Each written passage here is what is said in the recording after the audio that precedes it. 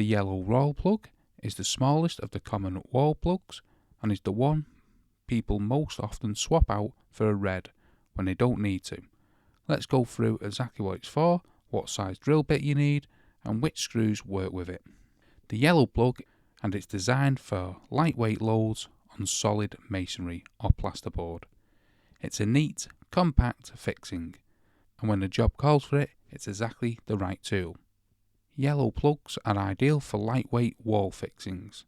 Basically, anything that's going on the wall but isn't carrying any real weight. If in doubt, ask yourself, could this fall off the wall without causing any damage or injury? If the answer is yes, yellow is probably fine. Now to the drill bit. A 5mm masonry bit for solid walls, or a standard 5mm wood bit if you're going into a timber stud. The hole should be clean and the plug should push in smoothly with hand pressure, because if it's a smaller plug it can be a little more sensitive to the hole being slightly off size. Too big and it won't grip, too small and you risk cracking it as you drive the screw in.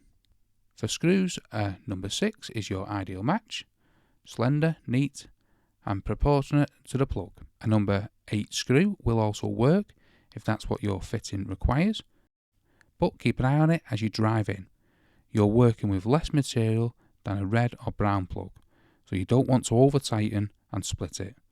On length, the same principle applies. You want around 25mm of screw inside the plug after passing through the fixing itself. Don't be tempted to use a yellow plug just because the hole looks about right. If you're fixing anything that's going to take a real weight, shelves with books on, step it up to red. The yellow plug has its place, but it also has its limits. Overloading a small fixing is one of the most common reasons things pull out of the wall. So 5mm hole, a number 6 or 8 screw, lightweight fixings only, small plug, right job. Does it perfectly. Subscribe for more, and I'll see you in the next one.